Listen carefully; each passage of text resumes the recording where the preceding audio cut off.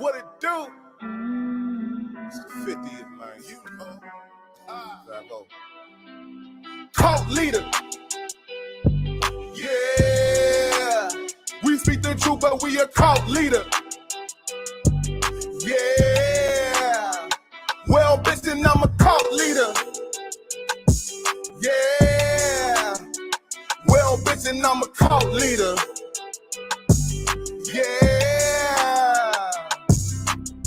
They say I'm in the cult. They say a nigga lost, but I done lost it all. Family and all, they didn't get involved. They just wanna ball, son wanna stall. Back against the wall, we gon' show them all. I don't wanna be here, land of the slaves. We are not afraid, we are not the same. I done seen death, nigga, looked in his eyes. My higher man told me don't look surprised. Them haters gon' try, but them devils gon' fry. I don't wanna side, nigga, I just wanna ride. I don't wanna hide what I really feel inside. Them devils gonna pay for what they did to mine. Look me in my eyes. I want 7 wives. I want 7 kids. I want them to know that it was no hoe, that it was no joke. This is how it go. I do it with notation. I mean no hesitation. Come on, Lord, we waiting. Look at what they saying. I can't let it be. I can't turn the cheek for what they did to you and what they did to me. They say I'm in the cult. I guess I'm in too deep. I guess it's really deeper than it really needs to be. Forever it's one West. Forever we the best. You don't want to test. It's only one West. Cult leader. Yeah. We speak the truth, but we a cult leader. Yeah. Well, bitch, and I'm a cult leader. Yeah. Well, bitch, and I'm a cult leader. Yeah. Wages of sin, death to your cult leader. You ain't one West, so you don't know scripture. Nah, you ain't in the truth, so we don't know niggas. Look, I had to change my ways, I don't know sinning.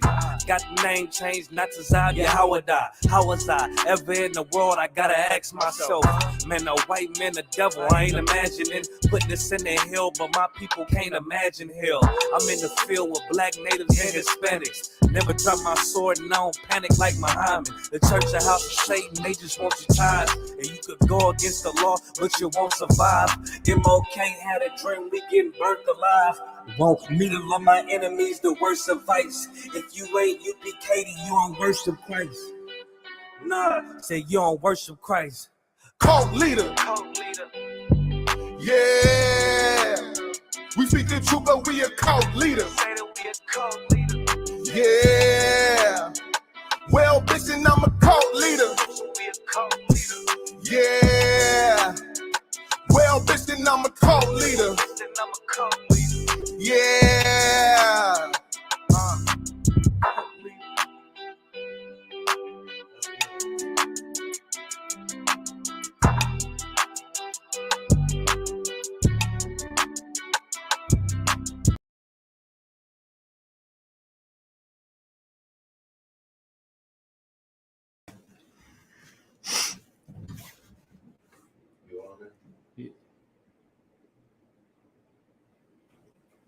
Hey, Shalom Israel. Yabashim Yashab Rakatha. To the brothers. Salaki. I got Commander Jimmy Hana on my phone. Salaki. Yabashim Yashab Rakatham. To the brothers. Yashim Alatham Bashim Yashai. To the sisters. I'm Priest Officer Parak holding down Wednesday Law class for the ISUPK out of Arizona. All right. If you're watching online, you can see at the very bottom of the screen our class location. And our class schedule is every Tuesday through Friday from 7 to 9 p.m. And every Saturday, we hold our Sabbath service from 10 a.m. to 12 noon. All right. So we're going to jump on into it today. Today, we're going to talk about the purpose of the law. Right.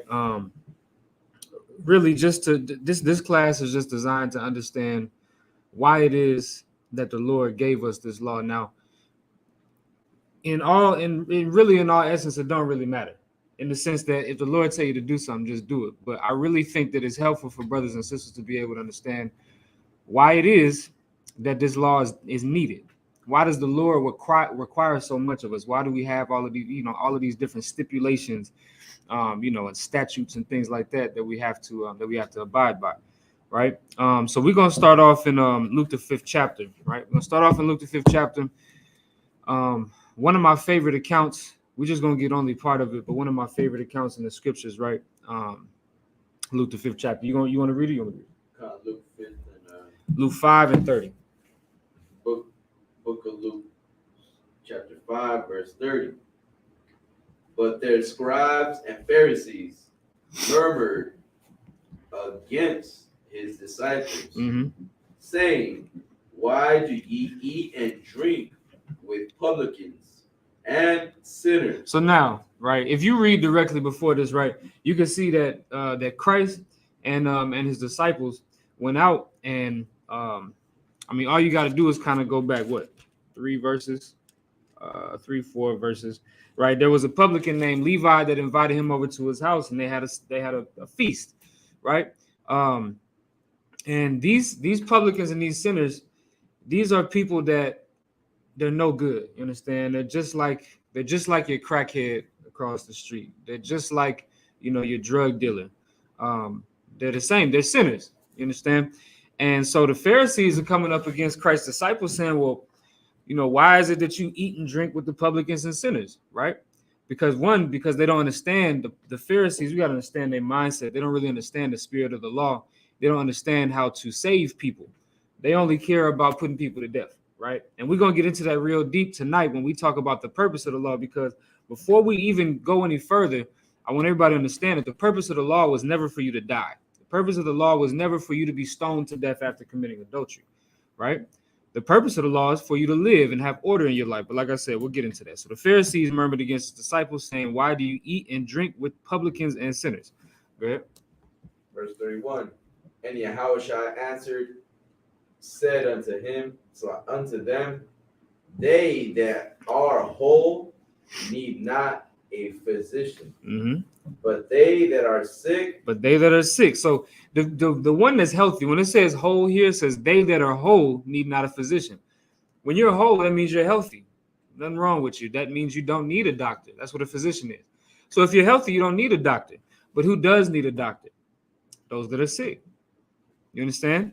And that's what everybody that does not keep the law is. Everybody that does not keep the law is sick. That's right. They're sick. And they need help. And I'm y'all know me. Usually I'm being disrespectful when I say things like that. But in all actuality, it's not even a disrespect thing. That's what they are. They're sick because without this law, you are crippled.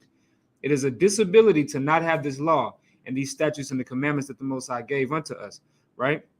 And we're going to go into this. This is just, I wanted to bring this one out first because it shows you the mindset of Christ in regards to who needs the law pushed on them even more, right?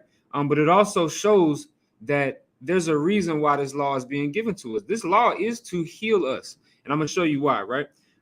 Keep going. Verse 32. Verse 32.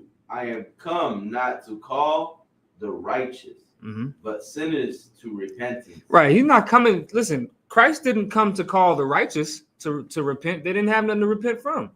If you're righteous, you're already keeping the law. So the law isn't for you, right? You don't need to be told don't eat pork. You're already not eating pork. You don't need to be told not to have sex with that man's wife because you're already not having sex with no other man's wife.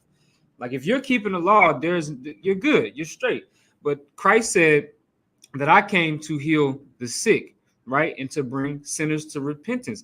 This is what we have to understand about the law. The point of the law, the purpose of the law is just to get the unjust and the unrighteous in order. You understand? Get them back in order, right? Because naturally, and we're going to go into Paul next. If you could give me 1 Timothy, the 1st chapter, right? We're going to see with Paul that, and with so many other people as well, but a good example is Paul. Paul said it himself. If it was up to him, he would do all of the wicked things that come to his mind. You understand? When you don't have a law to govern you, you do whatever the hell you want to do. And that's a terrible thing because we can understand as children growing all the way up until we find this truth. Everything that we've done, we made that dumb decision to do. And it's harmed us. You understand? But with having a law there to govern you, right? And to have ordinances in place to stop you from making terrible decisions, that's what's going to make your life whole. like Christ just said. You understand? Let's get 1 Timothy. Matter of fact, let me get right there with you. So like your 1 Timothy 1 and 8. Book of 1 Timothy, chapter 1, verse 8. But we know that the law is good if man use it lawfully. So the first thing that he said here, right, is we know that the law is good. That's the first thing we want to understand. The law is good. That's what this thing is. It's excellent, and like for reasons that I just said, right? It keeps the unrighteous in order. It stops you from making bad decisions, right? But then he goes on to say, if a man use it lawfully. And the reason why he's saying this is because just like what we just saw with the Pharisees and the Sadducees, they wanted to use it unlawfully. They just wanted to put you to death. Their whole point was never to heal you. Their whole point was never to make you, not be an adulterer. They wanted to see you being an adulterer and come and stone you. That's why you see that sister, that woman that came up, or that they brought up, the Sadducees and Pharisees brought up to Christ, saying they caught her in adultery. Christ said what? He that is without sin cast the first stone. And nobody could cast a stone because they was all sinners. And he told that woman, he said, go and sin no more. You understand? That's the whole point. The point is to understand the spirit of the law so that you never, ever have to get put to death for disobeying the law, right? But that's what this part means, right? That's what this part means when he says, but we know that the law is good if a man use it lawfully, because there's another instance when you can see that the Sadducees and Pharisees, they were accepting tithes of mint and anise and cumin and all of these things, but they were omitting the weightier matters of the law, which is, mercy.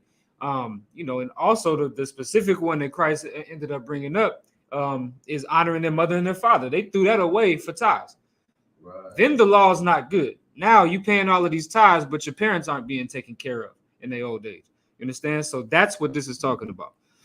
Verse 9. Verse 9.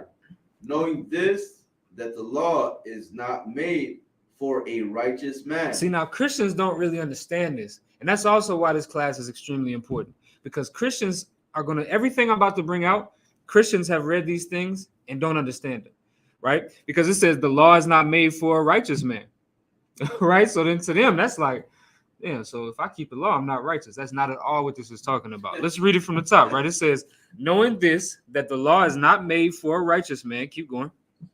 But for the lawless and disobedient. Right. That's who the law is made for. Because if you're already righteous, once again, like I said earlier, don't nobody got to tell you not to eat pork.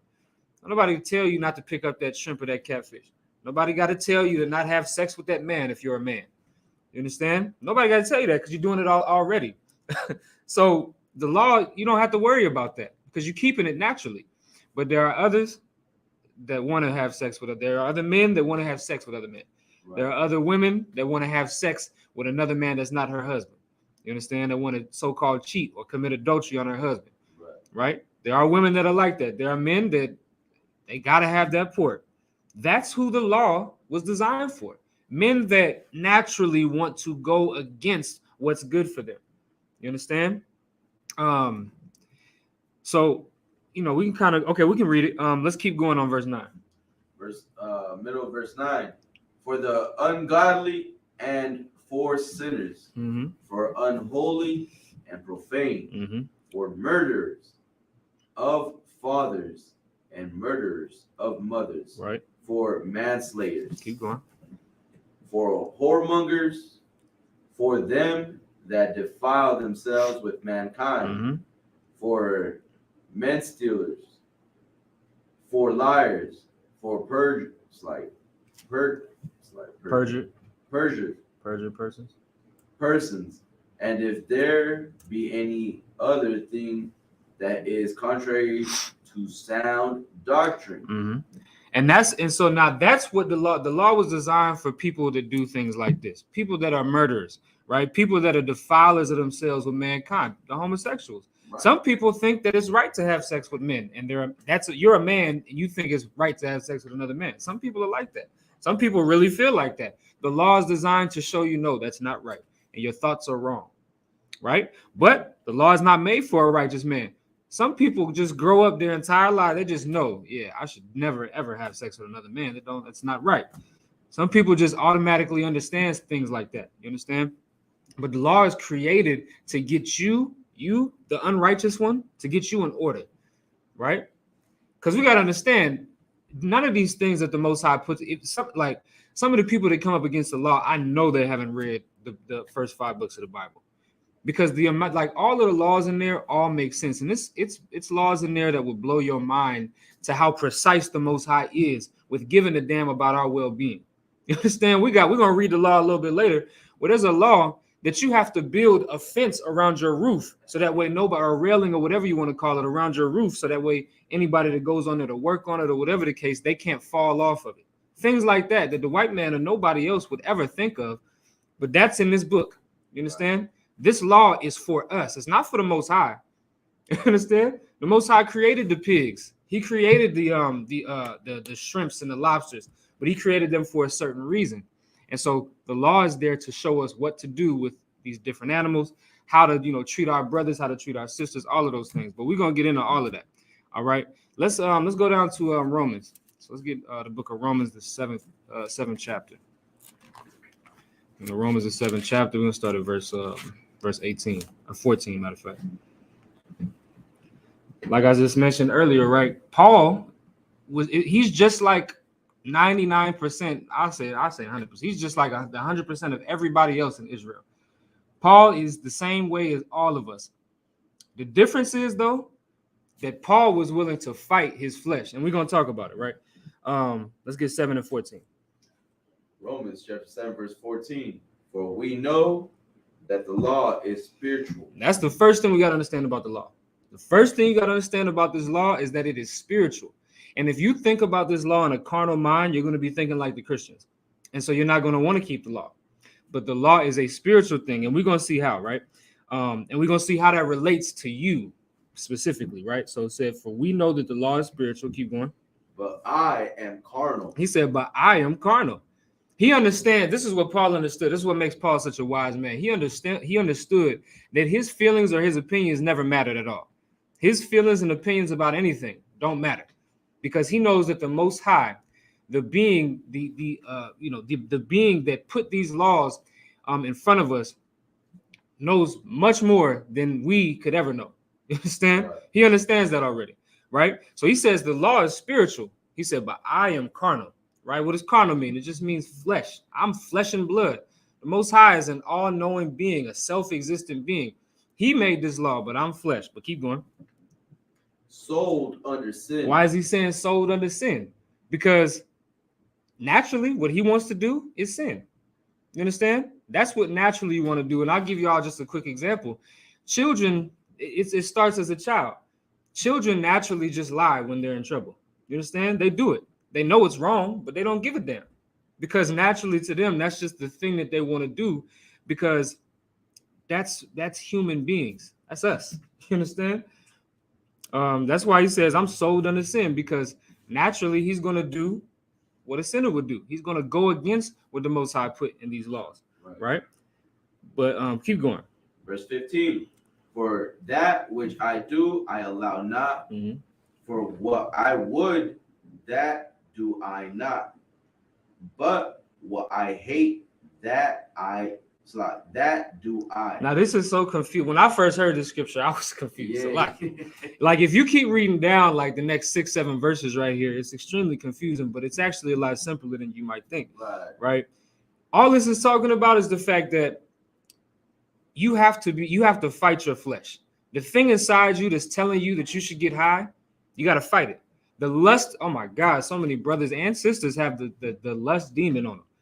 The lust that's telling you, damn, I know that sister is married to another man, but she's just so goddamn fine. That, you're going to have to fight that. You understand? And you're going to hate it. You are going to hate the fact that you can't have sex with that woman. Right. You're going to hate it. But you're going to have to fight that demon, that lust demon that's telling you, I don't care if she has another man. I'm going to have sex with anyway. You understand? A lot of brothers have a demon where they want to steal. Brothers want to hit licks. Brothers that's been in the streets, they understand what that means, right? You want to commit home invasions and steal and rob people's homes and things like that. Commit armed robberies. Because why? Because you're broke. And that's one of the easiest ways that you can make money. A lot of here have that demon. A lot of brothers that are in the ISUPK right now, they come from that lifestyle. You understand? But what the difference is they fight that thing. They fight that flesh. They fight their brain telling them, man, you a little behind on the rent. You might could just, kick down a couple of doors and you'll be straight for the next few months. You understand? But you have to fight that demon that's telling you that. You know what's crazy? Good. As you said, it's like, you know what I'm saying? That demon is making you into a slave. You know what I'm saying? Because if you don't fight it, I mean, you naturally gonna be a slave. You know what I'm saying? To that demon. You know what I'm saying? But how do you free yourself? Is fighting. Right. You know what I'm saying? Damn right. That's how you free yourself. And brothers in here are free. You know what I'm saying? We're not no slaves in here. You know what I'm saying? Right. In here, we know how to govern our own, body and to govern our people. You know what I'm saying? So in here, you're gonna have to learn how to get some discipline. God. No, damn right. That's really the main thing is the discipline, because it's extremely hard to fight your flesh. I hope everybody understands that. It's hard to fight your flesh. Fight them demons that you've built up for 20, 30, some of y'all 40, 50, 60 years. Right. You got to fight that thing. It's tough. But you better be strong and have that discipline to fight that thing. You was going to say something? No, I was just thinking, man. It's heavy that you said that, you know what I'm saying? Because you are going to have to fight that, you know what I'm saying? Right. Some and you know what's crazy is that even as you're fighting it, your family's going to shame you for fighting, you know what I'm saying? They're going to shame you for looking like, or, you know what I'm saying? Them thinking that you're better than them.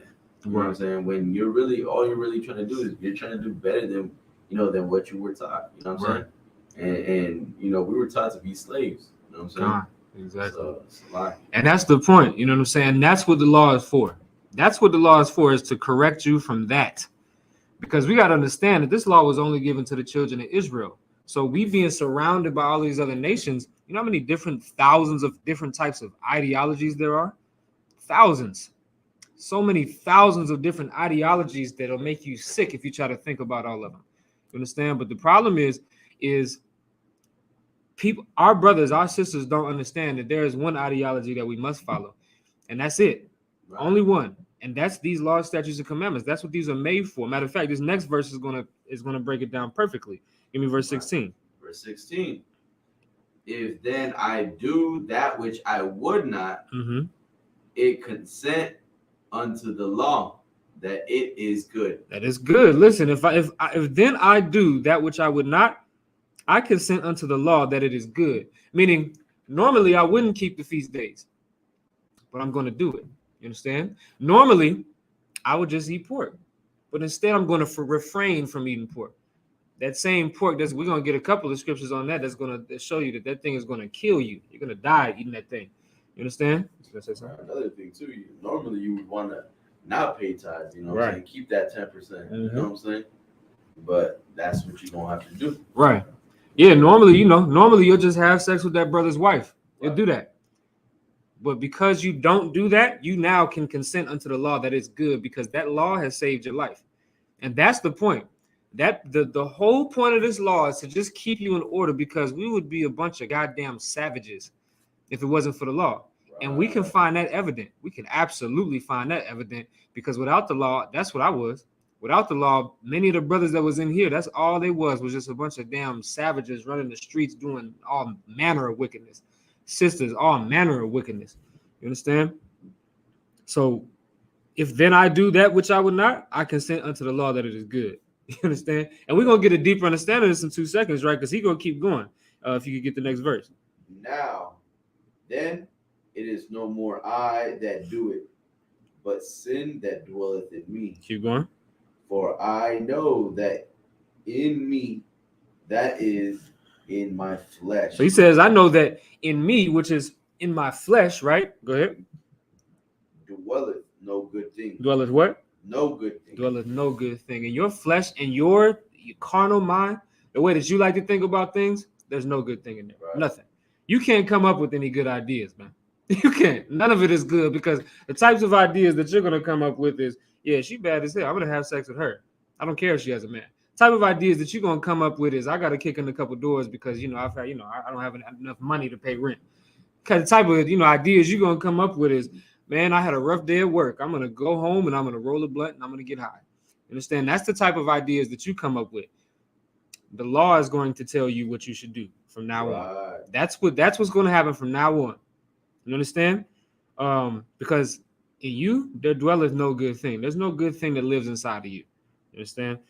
Keep going. For it. Matter of fact, that's actually enough on that. Let's get 2 Corinthians. So let's get 2 Corinthians. I got quite a bit that I want to get into. Let's see, 2 Corinthians. Let's get to 12th chapter. So 2 Corinthians 12. 2 Corinthians 12 and 20. Look at 2 Corinthians chapter 12, verse 20. So before we read this, I want everybody to understand something about this Bible. Or about, matter of fact, let's just take it away. We can take it away from the Bible for a second. Everybody should understand something about a government of people or a body of people, a group of people. There has to be a governing force within that group of people. And so now we all understand that this Bible was written for Blacks, Hispanics, and Native Americans. This Bible was written for the children of Israel and nobody else. And so because that's the case, we have to have a governing authority. That governing authority, of course, is the Most High, but he gave us a moral compass or a moral code, which is the law, statutes, and commandments, right? All of them. Societies don't function like without law and order. Societies can't function. It's impossible. There has to be some sort of law. Now, the white man has had many different societies, and of course, they've all had wicked laws. You understand? You go back to the Roman ages. They had laws. Absolutely, they had laws. They were an oligarchy. They based their their governing system or their governing authority based off of the gods that they served and things like that. But the problem is their gods were wicked. They're not real gods. I'm just for the sake of the conversation, for the sake of teaching, right? Their gods were wicked because their gods told them to promote pederasty. Anybody that doesn't know what pederasty is, matter of fact, I don't want y'all to take my word for it. I want to show y'all something real quick. All right, I'm going to show y'all something. I'll put it on the screen. This ain't the best definition. It's not the best definition of it, but I'll show y'all. 1 second.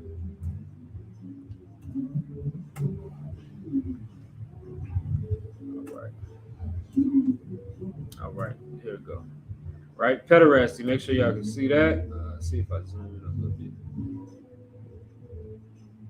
All right, so pederasty, which is sexual activity involving a man and a boy or youth. That's what pederasty is. And I want everybody to understand that this was part of the law. This was part of the law in the Roman authority, in the Roman government. Pederasty. And so what really, if you go back into, so that was a terrible definition. I just wanted to show y'all that it was real. I wasn't making it up. If you go back into it, you'll see that pederasty involved, yes, a man and a boy in sexual activities, but that boy was like a sex slave for that man. And that was part of Roman law. So every nation, every society must have some sort of governing authority or governing law over that society. It doesn't work without it. I'm going to show you right now that Israel has a governing authority over top of us. And we have to abide by it in order to keep order, right? So let's get 12 and 20. It's a lot. 12 verse 20. It's like 2 Corinthians chapter 12 verse 20. For I fear lest when I come, I shall not find you such as I would. So now this is Paul. I want everybody to understand something about Paul. He's not the punk that you make him out to be. Right. Paul was, if anybody knows, Paul was like General Muhammad. You understand? Paul was he was intense. You understand? And he was a very austere man. So if you know anything about the Corinthians, I'll give y'all a quick rundown on what the Corinthians was. So of course, these are all of the books that you see Paul writing. They're not books, they're epistles or they're letters. And he's writing to these different churches. So this specific letter was written to the church in Corinth. All right. And Corinth was a Greek province. All right. And so it was a lot of brothers in there that were being surrounded by nothing but devils, but they're trying to hold fast to keeping the law. Paul put them on to keeping, it's like following Christ and things like that. But when you read in the book of Corinthians, you see there was a lot of contention amongst the brothers. There was a lot of contention. Some of it was over the food that they ate. Some brothers believed that you couldn't eat food that was sacrificed unto idols. And another brothers thought, well, no, it don't matter. As long as the food is clean, I can eat it. Like, it was all types of things like that. So it was a lot of contention. So Paul had to constantly deal with these brothers and talk to them, you understand, and reprove them and correct them and rebuke them. So now Paul is saying, now we got that out of the way, right? Paul is saying, for I fear lest when I come, because Paul was, like I said, like a General Muhammad. He's going to come to the different cities. He's going to check on the schools and make sure they're doing what they're supposed to be doing. Right. So he said, for I fear lest when I come, I shall not find you such as I would. See, Paul understood this. These brothers in these schools had to be keeping the law to the utmost. You understand? They had to be keeping that law because that is what was going to govern them. But Paul is saying, I'm kind of concerned when I come and check y'all out. Y'all not going to be doing what I told y'all you should be doing. You understand? Let's keep reading. And that I shall be found unto you such as you would not. Yeah, he said, and that I shall be found unto you such as you would not. Meaning I'm going to come and I'm going to present myself and I'm going to be unpleasant because of the things that you've done. I think we all understand that. That's a terrible thing. But like I said, that's the type of man that Paul was. The type of man that Paul was. He was about his business. Right? Let's keep going. Lest there be debates, envyings, wraths, strifes, backbitings, whisperings, swellings, tumults. Listen, he said, lest there be all of these things that he mentioned are against the law of the Most High. You can't envy your brother. That's called covetousness. You can't do that. You understand? Wraths or strifes, that's contention between two brothers. You cannot do that. That's against the law of the Most High, right? And so Paul is saying, you need to be doing what I told you to do. Watch, matter of fact, skip down. Let's go to the next chapter, 13. All right. Let's get chapter. So 2 Corinthians 13:1, and it'll kind of explain itself, but I'll break it down, of course. Right. 2 Corinthians chapter 13, verse 1. This is the third time I am coming to you. In the mouth of 2 or 3 witnesses shall every word be established. So he said, this is the third time I'm coming to you, right? He said, and y'all know, in the mouth of 2 or 3 witnesses, every fact is established, right? Keep going. I told you before and foretell you as if it were present the second time, and being absent. Now I write to them which heretofore have sinned, and to all other. He said, I write, Salaki. He said, and being absent now, I write to them which heretofore have sinned. He's rebuking these brothers and coming at these brothers because they've sinned against the Most High. 1 John the 3rd chapter, the 4th verse tells you that sin is the transgression of the law. Right. Paul understands because he's in charge of these schools, the only way that he can keep order in these schools is if these brothers is keeping the law, statutes, and commandments. That's the only way. Right. The same thing that's in ISUPK. If we're not keeping the law, statutes, and commandments, these schools are going to fall apart. You understand? Not only because the Lord won't be with these schools, but the law gives us specific guidelines on how to deal with everything. You understand? Even when you go into where Christ in Matthew the 18th chapter, the ordinance of being able to go to your brother, him and him alone, and being able to bring a fault to him and being able to reconcile. If you don't have that, the schools fall apart. You understand? That's a fact. Right. We can see that throughout history. We can see that. You understand? If brothers can't implement that, then the schools, they fall apart. It just doesn't work. Right? All of these things have to, like even Leviticus, the 19th chapter, in the 17th verse, tells you, thou shalt not hate thy own brother in thine own heart. Right? You have to follow those things, otherwise the schools fall apart. So now what I'm saying is Paul understood that. That's what we got to understand. Paul understood that. And that's why he's writing these things to these brothers and to these sisters, right? Because he's saying, I told you before and foretell you as if I were present the second time, and being absent now, I write to them which heretofore have sinned. He's writing to these brothers and telling them, listen, you better get your act together.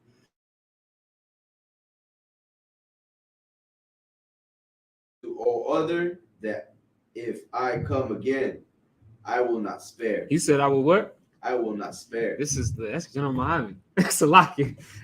That is General Muhammad 101. You know what I'm saying? That's the spirit of the UPK. It's probably a better way that I could say that.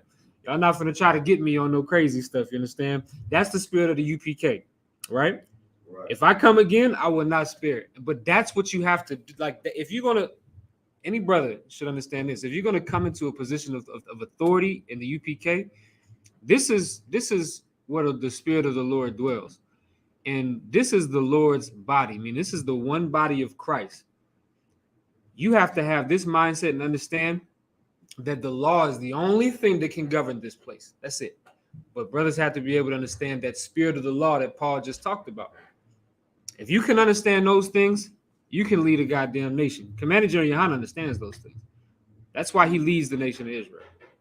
You understand? You got it. That's our door? Sounds like it. Come on. Right? And so that's the point. But that's what this is all about. That's what this is all about. So now what we're going to do, we're going to get into our next scripture. We're going to go into the Apocrypha this time. Understand? Get the book of Ecclesiasticus and the Apocrypha, chapter 39. All right. Now we're going to really get kind of spiritual on it and just really understand. Let's see, 39. Yeah. And just understand what this is all about. It's always that car. You said what? It's always that one car, remember? What car? Oh, it's like, okay. Yeah, I thought it was somebody at the door. So we're going to be in Ecclesiasticus 39. Yeah, Ecclesiasticus and the Apocrypha. That's right, Brother Yakatazar said, one body, one spirit. So if you call yourself being in the spirit of the Most High in Christ, you got to understand, we have a perfect example with Christ. We got a perfect example with Paul. With Paul, we just saw how Paul was. We saw his countenance. We saw how he moved. You understand? So we got to be the same way. But point being is, the law is what was governing his schools. So we have to understand that thing is important. Like, lawlessness is so scary. It's scary. You walk outside these doors and you see lawlessness. Right. You understand? And that's that's it speaks for itself. You understand? Let's get Ecclesiasticus 39 and we'll start at verse 1. Ecclesiasticus chapter 39, verse 1. But he that giveth his mind to the law of the Most High and is occupied in the meditation thereof will seek out the wisdom of all the ancient and be occupied in prophecies. This is real important. I want everybody to understand it. This is extremely important, right?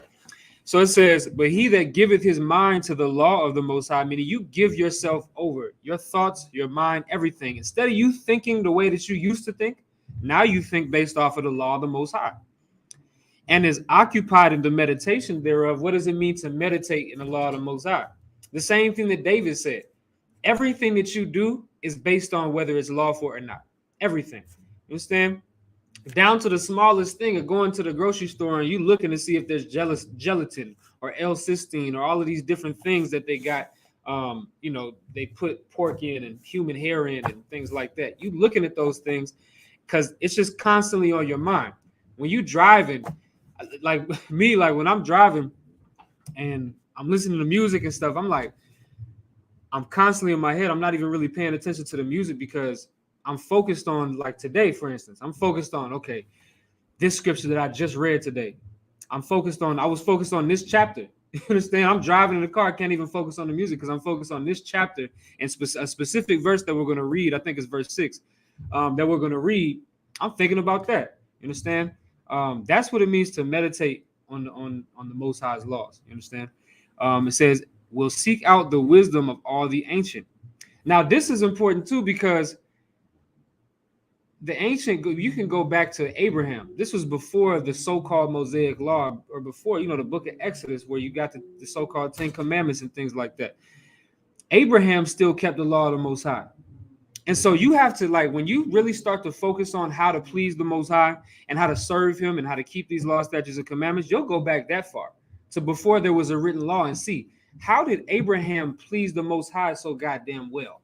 You understand? Right. How did he do that when there was he didn't have one of these. He didn't have a Bible to go, you understand? Like, He didn't have one. So he just you gotta focus and really hone in on those things, because that's what's going to help you grow in this truth, right?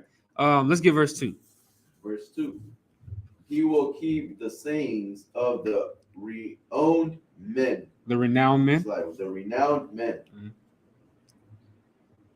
And where subtle parables are, he will be there also. See, now this is, man, like I said, the more that you go in the truth, the deeper in you get into this Bible. Like, I don't care if you've been reading, I don't care if you've been in the truth for 20, 30 years. There's always things that are coming. Like, this Bible is damn near infinite. It's always something new that you're going to be learning. You're never going to read the Bible and think that you got all of the breakdowns. There's always going to be something new that comes out. You want to say something? I know brothers, they come out of prison reading the whole Bible and, God. Then they can teach you something. Right. And when they come next to a priest and prophet of the Lord, you know what I'm saying? It's different. You know what I'm saying? Scholar, you know what I'm saying, of the law. It's different. And so what can we look like? Okay, so now just being on the topic, what can we say about what we read so far? Because we got some more that we're gonna read on this. What can we say that that the law, one of the major purposes of the law is based off of what we just read in this chapter? This law is going to give you wisdom. It's going to give you wisdom, not just on how to serve the Most High, but on how to live your life. Like I told you, we're going to get into some crazy precepts, some crazy laws later on in this class that's going to show you, like, the Lord thought of everything when he put these laws, statutes, and commandments together to deliver for Moses to deliver unto us. You understand? Like, it's ridiculous. Some things that, you would never think about, right? These laws, statutes, and commandments are your wisdom. Let's get verse, let me see. I'm going to skip down a little bit. Give me verse 6. Verse 6. When the great Lord will, he shall be filled with the spirit of understanding. Now, this is all pertaining to the law. This law is going to give you understanding, which so many people don't have. A lot of people don't understand anything. You understand? Most of them, their brain is filled with, with marijuana smoke. You understand? Their brain is clouded in that sense, you understand? Because keeping these laws, statutes, and commandments, it gives you a certain understanding that people that don't keep those laws, statutes, and commandments, they don't have that. And that's one of the purposes of keeping this law. One of the purposes of the law is to give you an understanding that the nations don't have, because once again, like I said earlier, the other nations don't have these laws. And that, in the book of Deuteronomy, the 4th chapter, we're going to get that later. In the book of Deuteronomy, the 4th chapter, the nations, if we keep the laws like we're supposed to, the nation's going to look at us and say, that's a wise nation that has such great understanding because of the laws of the Most High. You understand? We're going to be above top tier understanding, top tier wisdom because of the laws, statutes, and commandments. You going to say something? Right. And also, too, it gives you, confidence. You know what I'm saying? It gives you a lot of confidence and reassurance of what life really is. Right. You know what I'm saying? You live different, like I said, you know what I'm saying? Coming out of the world and, coming straight into the truth, it's like different, you know what I'm saying? You have an answer for everything now. Right. You know what I'm saying? The Most High has an answer for everything, and it's in this book. You know what I'm saying? Now, if you want to listen to everything else, you will question, your belief. You will question the law. You know what I'm saying? And then you will make up your own doctrine. Right. No, exactly. Right. And that's what I was thinking about earlier, right? It said he shall be filled with the spirit of understanding. Like, I'm to what? He shall be filled with the he shall be filled with the spirit of understanding. Like, it's crazy that when you actually come into the truth and you start keeping the law, statutes, and commandments, that's a true thing that people will tell you.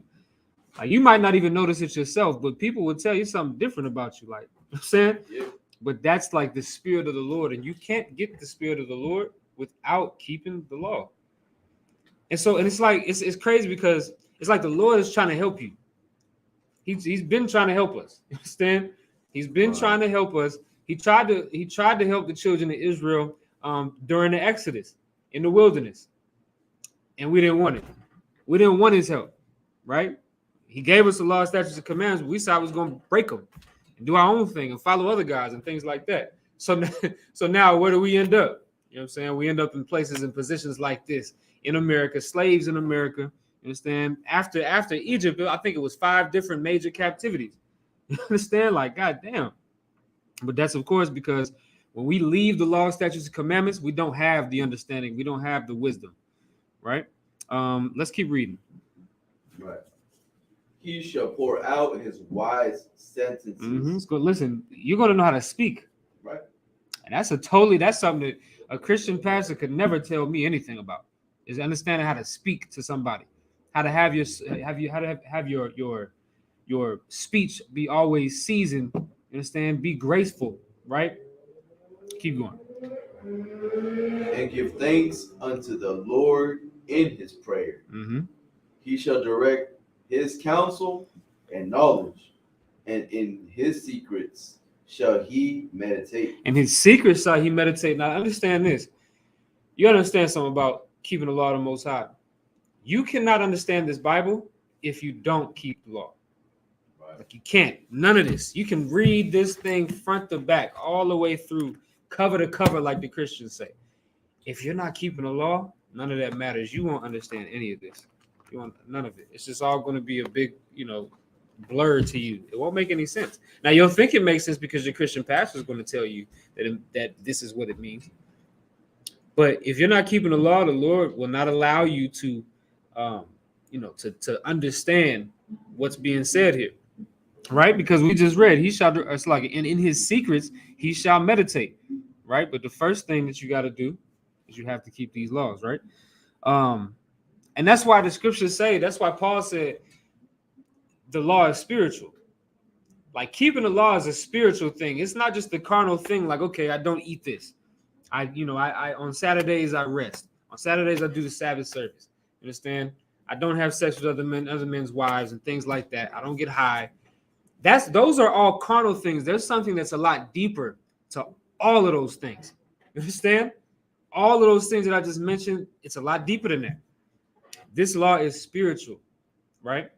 And so that's important in being able to understand. If you want what this is talking about, then you're going to have to do what the Lord told you to do, right? But let's keep going, right? I think I want to jump down. Let me see. No, matter of fact, let's read verse 8. Verse 8. He shall show forth that which he hath learned, and shall glory in the law of the covenant of the Lord. And that's what happens, man, when you keep these laws, statutes, and commandments. You glory in the law of the covenant of the Lord, right? Because that's what you owe everything to. Like people think that, like people come and tell us in the UPK, they tell us that we're too focused on the law. But that's what this entire Bible is about, the covenant between the Most High and the children of Israel. That's the whole Bible. There's nothing else to it. That's it. That's all this is. Everything in this Bible. Show me something show me something else. But this Bible is nothing but the covenant between the Most High and the children of Israel. The covenant is, if we keep the laws of Blacks, Hispanics, and Native Americans, the children of Israel, if we keep the laws, statutes, and commandments and obey our God, he will give us the entire earth. That's the covenant. That's the contract. That's it. So because that's the case, hell yeah, we talk about the law all the time. That's the basis of this thing. That's our part of the covenant, and that's all we got to do. Ain't that all we got to do? All we got to do is keep the law, statutes, and commandments and be brotherly toward one another. That's it. I mean, that's goddamn. That's simple. And so that's why we talk about it so much. You see it being mentioned all the time because it's that important. Right. All right, but let's see. Let's get verse 10. Verse 10. Nations shall show forth his wisdom, and the congregation shall declare his praise. Right, and that's just like the scripture I just quoted earlier, right? Deuteronomy 4:6, when it says that the nations are going to look at us and say, this is a wise and understanding nation because they serve such a great God and keep these great commandments. You understand? I'm paraphrasing like hell, but we're going to read the scripture before we get out of here, right? That's what this is talking about, right? And there's so many, like, if you could hold for me Psalms 119, there's so many perks, right? So many perks to keeping these laws. It don't make sense why somebody wouldn't keep these laws, but of course, I think the problem is that our people want to be lawless. Like that's our problem. Our people want to be lawless, and we're gonna have to come up out of that, either by choice or by force. Understand? We're gonna start at verse. We'll start at 98.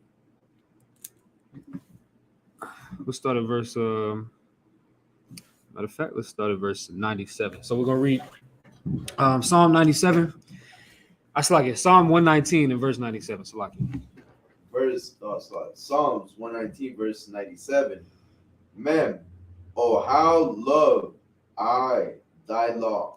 mm-hmm. It is my meditation all the day. Right. So we just read in the book of Ecclesiasticus that you are to meditate on the law all day.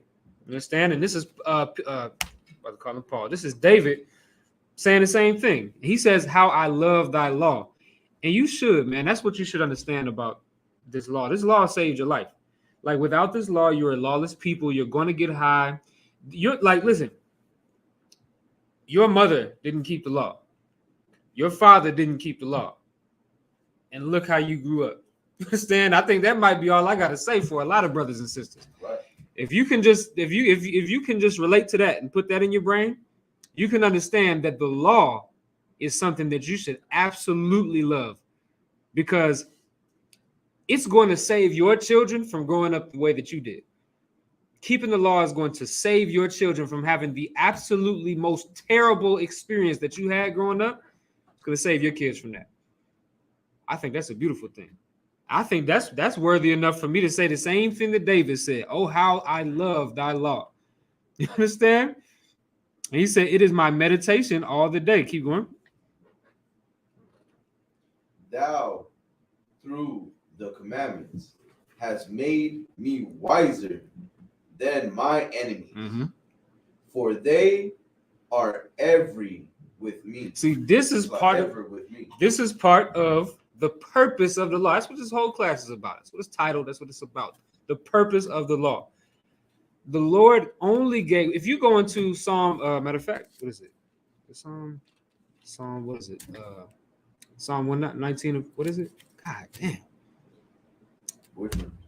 That's crazy that it's Psalm 147 and 19. That's crazy. I was about to lose the whole thing.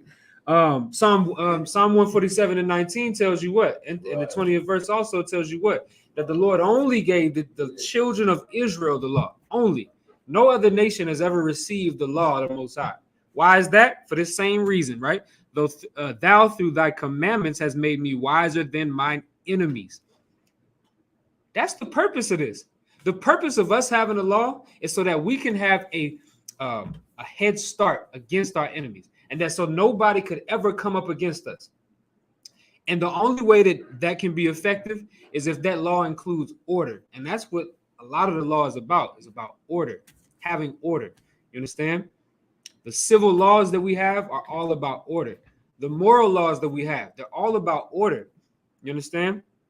And those laws that we have, our enemies do not have. And so that means that we're going to be 10 steps ahead of them, and they'll never be able to catch up to us. But the problem is, if you see us today, Blacks, Hispanics, and Native Americans today, we're not keeping this. So now we're 10 steps behind, and all of our enemies are 10 steps in front of us, because they're keeping their little ordinances that they got, the things that work for them, the wicked laws that they got to step on our toes and our necks. You understand? But the law that would help us to get out of this situation and get out from under their foot, we're not keeping those. Right? You was gonna say something? Right. And when they fuck up, it's like when they mess up, you know what I'm saying? They gotta fix their mistakes. But how can they fix the mistakes without knowing where they even start? Right. You know what I'm saying? God. They got so many mistakes. It's like, where do we even start? We made mistakes in our lives. We have a law that tells us where we have erred. Now just fix that. You know what I'm saying? Like you said, it's simple, man. It's very simple. The only thing you need to do is just really listen and apply it. You know what I'm saying? Right. And I think that's that's our problem too. Like, see, the problem with a lot of Blacks and Hispanics is, that was excellent that you brought that out, because when we mess up, and we feel like we got to start over, we don't jump to this. And if we do, we're not actually jumping to this. We're jumping to the Christian church. But most of the time, the brothers that's going to prison and stuff, they're going into that Islam. You understand? And if they're not going into that Islam, they're going into Christianity. They never come home to the truth. They never do that. And so it's a revolving door. It's just, it's a revolving door. You're just doing the same thing in a different way, but it's the same thing. Exactly. When you come in here, you leave, and then you build another Israelite group, right? Fake Israelite group, for that, make it more simple. You know what I'm saying? But it's the same thing, like you said. You know what I'm saying? You come in here and you go back to what you used to be. You know what I'm saying? You just calling it, you giving it a different name. Exactly. You know what I'm saying? With a different doctrine. Right. Now it's everything different. You know what I'm saying? It's not one sound. You know what I'm saying? Yeah, that's the point, man. And so if we really want to understand, one of the major things that keeping the law does for us is this is one of the best scriptures that you can pull, right? Thou through thy commandments has made me wiser than mine enemies, for they are ever with me. Let's keep going. Verse 39. That's like it. 99. So like it. 99. Matter of fact, we can let me see. Give me verse 101. 101. Psalms 119, verse 101. I have refrained my feet from every evil way, that I might keep thy word. See, that's important. And this is yeah, man. Like David understood something. He said, I have refrained my feet from every evil way that I might keep thy word. Right. So what would happen if there was no thy word? He wouldn't be refraining his feet from every evil way. You understand? David had it in him to be the wickedest nigga ever. If you read the story of David, he had it in him. He could have been that guy. You understand? He could have been a Nebuchadnezzar, a goddamn, what's the other one? A Nimrod. He could have been all of those. You know what I'm saying? He could have been a very wicked and disgusting ruler. He had it in him. But because of the laws of the Most High, because of the Most High's word, he kept his feet from every evil way. That's the purpose of the law. That's the whole thing. The whole thing is to keep you from every evil way, because if it's up to you, you're going to do whatever the hell you want to do. The white man does whatever he wants to do. Anything he wants to do. If that means that he's going to rape your baby, if he's going to have sex with your wife, rape your wife, if he's going to, bomb the goddamn earth to hell, that's what he's going to do, because he's doing what he wants to do. Because he doesn't have the Most High God's laws, statutes, and commandments, nor will he ever. Right. Because they belong to the children of Israel. So we do. So we got no excuse. We'll never be able to be like the white man. We'll never be able to be like our oppressor. You understand? That's us. Us, Blacks, Hispanics, and Native Americans, the children of Israel. This is us right here. This is what should be us, right? Refraining from every evil way, because we are keeping the word of the Most High God. That's the purpose of this whole thing. If we can do that, we will be the top nation, just like 98 says. Just like verse 98 says, right? Through thy commandments, the Most High has made us wiser than all of our enemies. That's it. We could stop the class right here. We're not going to, but we could, because that's the point. Now, if you don't want that, I understand. You'll just receive the same thing that them same white people that I was just talking about that rape your women and rape your kids and feed your babies to alligators and things like that. You'll be on their same playing field when it comes time for Christ to return. You understand? So I don't know what to tell you, man. Let's get verse 104 real quick. Verse 104. Through thy precepts I get understanding. Therefore, I hate every false way. This is the only way that Black people can survive. We can't survive without. Give me Judith in the book of in the Apocrypha, if you could. Without the law, statutes, and commandments, we cannot survive, and I think it's pretty goddamn evident. I think that's very evident in today. You understand? In American society right now, we live here and we are not surviving at all. I hate the thing when people say, oh, you're not living, you just surviving. No, we're not doing that either. We're not even surviving in America. How can you survive off of crumbs and killing your people, killing your brothers, killing your sisters? How can you survive? Killing your babies? How can you survive? That's not surviving. We're dead here. This is the valley of dry bones. That's what this place is. And you know why? Because we don't know how to keep the law, statutes, and commandments. We don't know the one thing that could save us out of all of these things. We don't know how to do that. Listen, man. Law, statutes, and commandments. The law is here. Its purpose is to save us from the thing that we're experiencing right now here in America. Give me verse, I'm sorry, chapter 9. I just want to read this one real quick. It's a real quick one. Chapter 9, the last verse, verse 14. Verse 14. And make every nation and tribe to acknowledge that thou art the God of all power and might, and that there is none other that proceedeth the people of Israel but thou. It said, there is none other that protecteth the people of Israel but thou. There's no other power on the face of this planet that will protect blacks, Hispanics, and Native Americans. None. Definitely not yourself. You think you think you love yourself. You are the one that's been putting yourself in the most danger. You understand? There is no other that protected the children of Israel besides the Most High God. Right.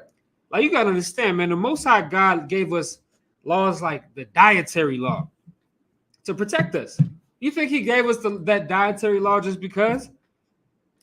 Like, we just, don't eat pork because I said so. Like, no. That's not why he, like, the Lord is not a vain God. Like, anybody that thinks that the Lord just, would just give us a law for no reason, you don't actually believe in the Most High. You believe that the Most High is a vain God. You understand? Like, the Lord gave us these laws to protect us. That pork is a filthy goddamn animal. It's a filthy animal. That pig is filthy. It's nasty. It's a goddamn trash compactor. During the times, about 2,000-3,000 years ago, they used to use pigs. They might be still doing it today. I don't know. But they used to use pigs to clean up the streets. Go up and down the streets. Anything that you had. Chicken bones, anything. I don't give a damn what it was. Any type of waste, feces, all of that. The pig is going to eat it all. If it's a dead body, the pig is going to eat the goddamn dead body. They don't care because they're the bottom feeders of the land, of the earth. Right. You understand? That's what they are. When you eat that goddamn thing, you gotta understand. And this isn't just Israelites, so this isn't just the Most High. It is scientifically proven that pig is probably one of the worst. I won't even say probably. Look it up yourself. Scientifically proven that pig is one of the worst animals for a human to consume. They're not meant to be consumed by humans. You understand? But not even. Go ahead. You gonna say something? Yeah, and brothers like Dominicans and like our northern tribes, right? Like, they be roasting a whole pig. A whole pig. That should be nasty too. Salaki. Yeah. Oh nasty as hell. God, I'm like, what? I really want to talk about this. But that's the point. But the Most High told us not to eat swine's flesh because it's gonna kill you. He's trying to protect us. The reason you shouldn't eat shrimp, crab, and lobster and all of those fish without fins and scales is because all of those fish, the catfish too, they're all bottom feeders. They're trash compactors. Right. And when you eat them, they're going to harm your body. The scriptures say that your body is the temple of the Most High. Don't defile it. When you eat those things, you are defiling your temple because those are the reasons why, among other things, among other bad habits that blacks and Hispanics have, those are the reasons why you're going to have high blood pressure. You understand? You're going to have heart disease. You know what I'm saying? That's why. Right? But it goes even further than that, right? So you got the dietary law just like that, right? A part of that dietary law, once again, the same qualifications for every beast, meaning every mammal or anything like that, it applies to horses too. You can't eat a horse. Why can't you eat a horse? Why can't you eat a donkey? Use the goddamn donkey to get around. Use the horse to get around. You can ride that thing. You can train it and ride it and use it for transportation. Like the Lord was looking out for us when he gave us these laws. That's the whole point of this thing. The whole point of this thing is not for the Most High to be some, big angry man just beating his kids. That's not what this thing is about. The Lord is trying to give us avenues to be successful. And so that's what makes me very upset about the Christian church and everybody that comes up against us telling us that we shouldn't be keeping the law, statutes, and commandments. You are trying to divert us from the success that the Most High is trying to put us onto. And that's a problem. And we can't be like that, man. You understand? So let's get verse, matter of fact, you know what? Give me book of Deuteronomy, the 22nd chapter. Let's do that. Let's go there. I said I was going to bring this up earlier, right? Since we on the topic of the Lord protecting us, right? Now, like I said, the Lord is protecting us by telling us what not to eat and what to eat to protect us in those ways. He's protecting us to protecting our life in all of those ways. But let's just get another example. Let's get Deuteronomy 22 and 8. Book of Deuteronomy, chapter 22, verse 8.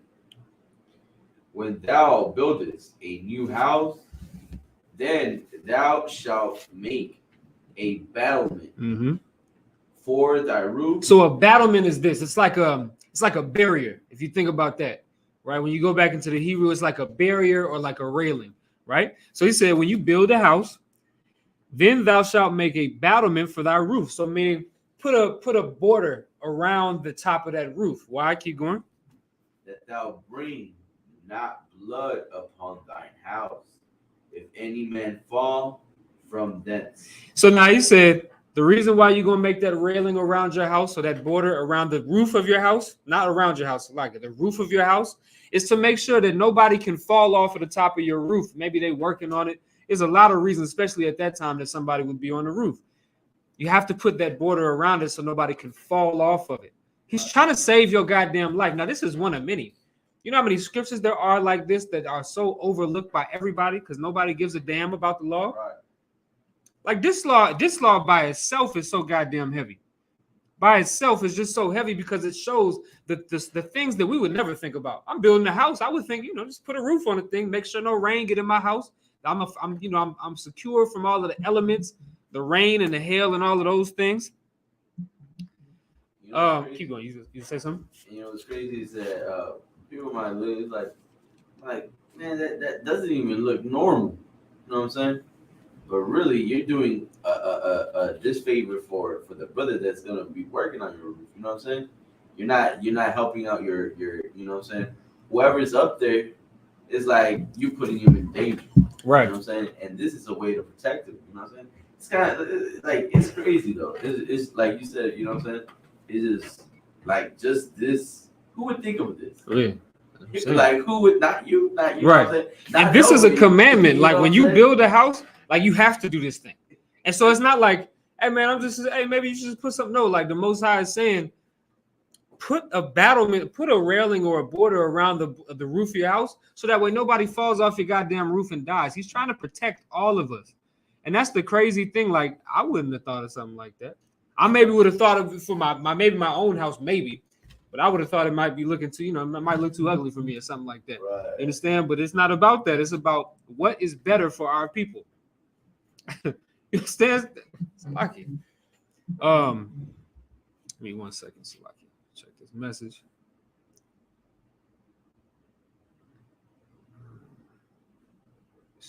Okay, right. Okay, so now let's check this out, right? So we can actually go back to the beginning of this chapter and understand something, because there's so many small. Matter of fact, we'll get a few of them since we got time. It's only 8:30, so we got plenty of time to get some of these small overlooked laws that just show the true purpose of why the Most High gave us these things. You understand? To give us order and to give us protection. Let's start off from 22 and 1 though. Book of Deuteronomy, chapter 22, verse 1. Thou shalt not see thy brother's ox or his sheep go astray, and hide thyself from them. It says, so now this is excellent, right? It's like the Most High. He just covered all the grounds, things that we wouldn't even think to put in a book or in a law to say you got to make sure you do this, right? It says, "Thou shalt not see thy brother's ox or his sheep go astray, and hide thyself from them." You know what that's talking about? So let's just say, I'm gonna have to keep it just in the same context, Salaki. So back in the time that this was written, brothers and sisters was living on farms. That was our thing. You understand? That's what Jake was. Blacks and Hispanics, that was we were farmers. That's all we was. You understand, for the most part. And so we would have our own houses or whatever with our own plot of land.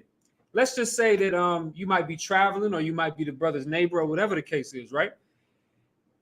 That brother has ox. He has oxen. He has, he might have some sheep. You understand? He might have some, some cows, some cattle, or whatever the case, right? If you see, let's say one of his sheep, or let's say ox, because the scripture says ox. If you see one of his oxen start to wander off and go away and start to run away, you got to understand that this is this brother's money that's leaving, right? And he's not out there to be able to see that. But you can't see that and be like, oh man, that brother about to lose out. He about to lose out. He about to lose out on a lot of money, but it ain't my problem. You can't do that. It's telling you that you can't be like, whatever, What do you have to do? Keep reading. Thou shalt in any case bring them again unto thy brother. So now, instead of you decide, you know what, I'm not going to, whatever, it's not my problem. You know what you have to do? You have to go out of your way, inconvenience yourself, which is what so many people don't want to do for their brother. Inconvenience yourself and grab the brother's oxen and say, hey, we're going back over here. You ain't got to speak to the ox, you understand? But what I'm saying is you're going to bring them back to your brother's house and you say, hey, brother, your property was trying to leave, man. I'm just making sure that you got all your stuff so you don't lose out on no money. That's brotherhood. Right. You say something? I was just going to say, man, and it takes a lot of in you, you know what I'm saying? A lot of resistance, you know what I'm saying? Because you're gonna see what an ox, a sheep, you're gonna see these animals leaving your brother's house, and in your mind, it's work. You know what I'm saying? Your mind is like, oh, man, I have to go over there. I have to pull this. I gotta pull them all the way to. And mind you, this might not even be a brother that you know. This is just a brother, though. Salaki, go ahead. It's not someone that you don't even know personally. You know what I'm saying? And you're going to go the extra mile just to go bring this ass that's so stubborn. And you know what I'm saying? And bring him back to your brother. And what do you gain? You know what I'm saying? But the thing is like you said, brotherhood. You know what I'm saying? That's what you want. You know what I'm saying? You want to, like, it's just like, man, the Most High is so, it's so great in everything he does. Like, who would, like I said, from the other one, who would think to put something like this in? You know exactly. You wouldn't think to put this down in a written law. You know what I'm saying? Like who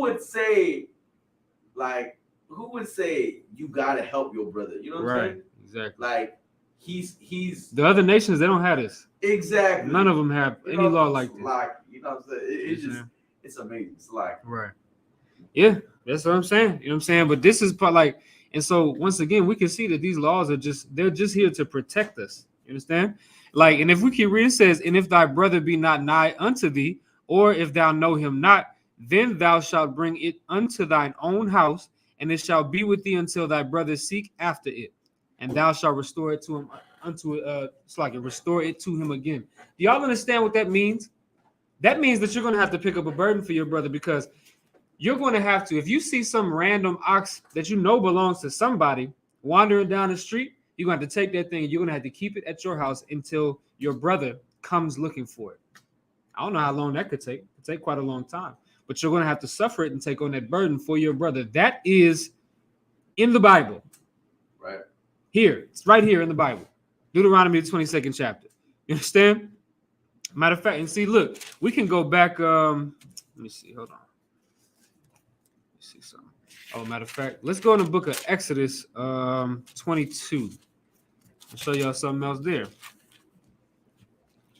One thing I'm gonna It's like So like, you know what's crazy? It's like it's just in us to be brotherly. right. You know what I'm saying? Like all these laws on what to do when how to protect your brother. You know what I'm saying? How to protect his house. You know what I'm saying? Just how to be together. You know what I'm saying? Right. It's like all these laws on brother.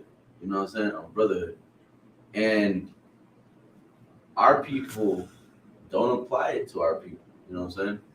Our people sell that, give up that brotherhood, that love, from one to another nation. You know what I'm saying? And I don't want to make it about that. You know what I'm saying? About I know you got your class. Come on, no, it's all good. It's just crazy. You know what I'm saying? No, I understand. Yeah. No, we try to get the same thing. Like the thing that's naturally in us, which is to be brotherly, we give it to the other nations and we don't use it with our brothers. Right. And really that all just came to my mind because of the Native Americans, how they openly welcome the colonizers, and Right. then they go and murder them for what?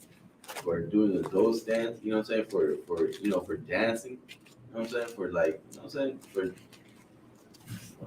John. No, absolutely. Let's get this next one, right? So let's get Exodus the 22nd chapter. Read verse 14. It's like it's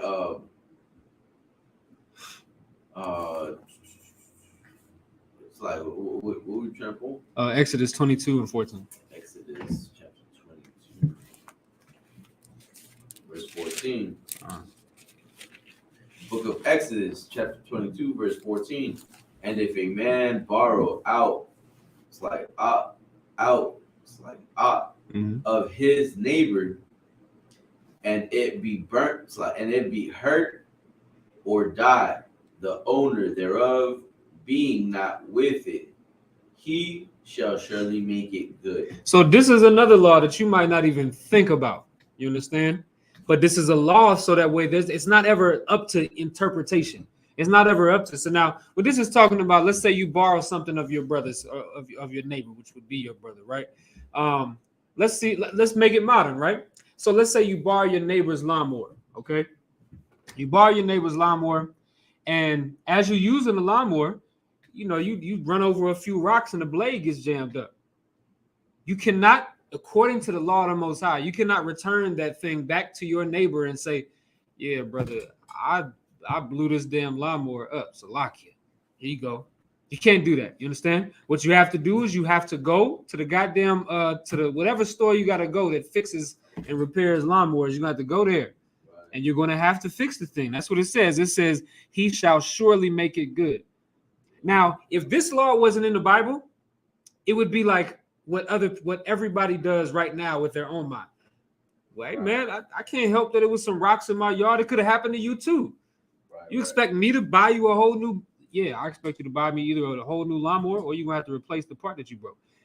You understand? Because that's what the Bible says. You understand? So, but if you don't have this here to govern us and to keep order amongst us, then it's going to be, whatever anybody decides. You might just be like, well, listen, man, if you don't buy me another one, I'm gonna just kill you, which is what so many of our brothers do. We just resort to that right away. But there is an ordinance here that if we follow, we never have to worry about that again. That's the purpose of the law, is to give us order and to give us protection from all things, from everything that you could possibly think of is in this Bible. Covers it. Covers rape, which we're gonna get into next. Covers child molestation. It covers all of that, right? You gonna say something? So yeah, this is also another law. You know what I'm saying? I remember, back then, a law where even when you in an altercation, when you're fighting with a brother and your woman steps in and hits the stones, the stones of another brother. Now you without work. Now that brother has to work for you. Right.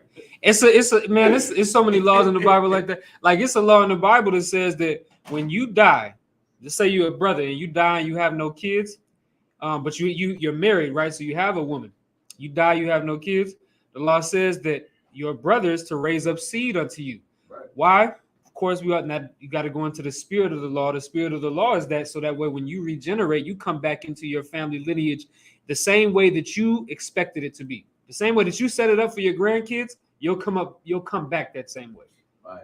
And even that law where it's like, you have two wives, but one you hate and another you love, but the one that you hate has your firstborn, and you don't want, what I'm saying, that's the one that you have to give, your inheritance. Yeah. You know what I'm saying? Mm-hmm. Whether you hate it or not. Right. That's the point. But without that law being, that's the point. You see all these scenarios that we got that you would just never think of to put in a book.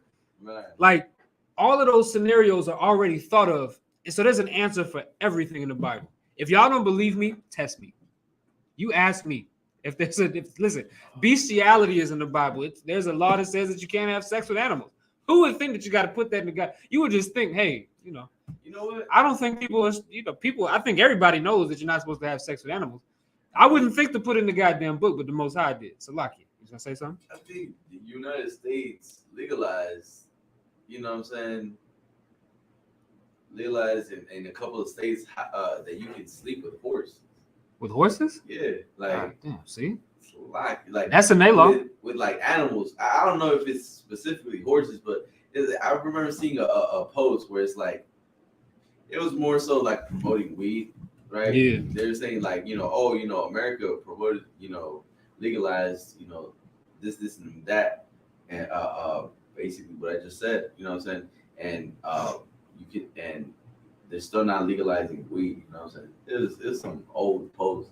Damn, so they compare, so I guess that's a good comparison because they compare bestiality to getting high. Yeah. You heard it? Yeah, listen, you heard it first here, man.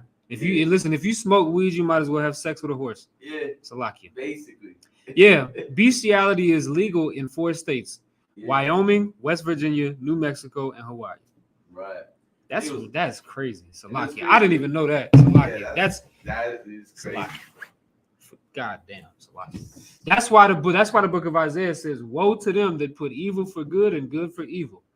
Salakia. God damn, that's darkness for light and light for darkness. You telling me you can have sex with a horse in Wyoming, in New Mexico, in West Virginia? God damn, this place needs to burn, man. Salakia. That's ridiculous. But that's their law. They had it, whatever. I'm not gonna have sex with no Salakia. Because you know what? My law says that a man cannot have sex with an animal. That's in the law. Be like, hey, why you moving to Wyoming? Hey, who the hell would move to Wyoming ever? Salakia. Salakia. Like, no disrespect to any brothers that live in them. Hey, yeah, Salakia. I just say, you know what I'm saying? It's just, No, and that's what I'm saying. And man, matter of fact, okay, see, you're gonna make me pull the scripture now. It's in the book of Leviticus. I got it highlighted here. Let me see. Okay, here we go. Leviticus, I'm gonna just read it for time's sake. Leviticus 18 and 23 say, and you know what's crazy? Right before this, it talks about, matter of fact, I'm gonna start at verse 22.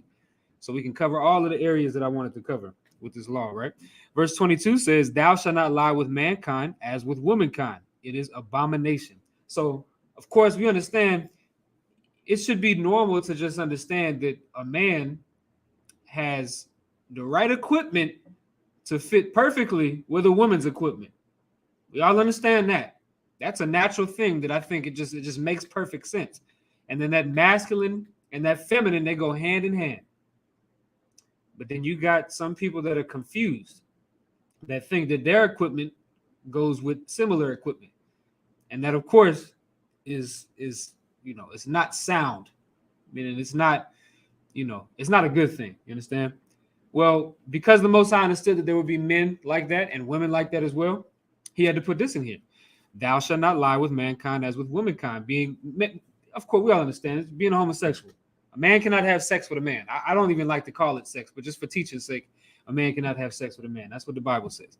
It is an abomination. But now on the topic, just directly after that, 23rd verse, which means you're the same. This is, you're doing but one of these things. You're the same. 23 says, "Neither shalt thou lie with any beast to defile thyself therewith. Neither shall any woman stand before a beast to lie down thereto. It is confusion. This is the law of the law of the Most High. Now, here's what I got a question to all of the Christians. I got a question to all of the Christians. They say you ain't got to keep the law no more. If you ain't got to keep the law no more, does that mean that you can have sex with animals, even though the Most High in Leviticus 18 just said you can't? I want to know. I want a very sincere answer from any Christian. If the law is done away with, that means that you can have sex with animals, right? And the Lord will still welcome you in with open arms into the kingdom of heaven. Are you kidding me? I don't understand that. The law is perfect. That's what the Bible says. And also in the book of Baruch, the 4th chapter, it says the law endures forever.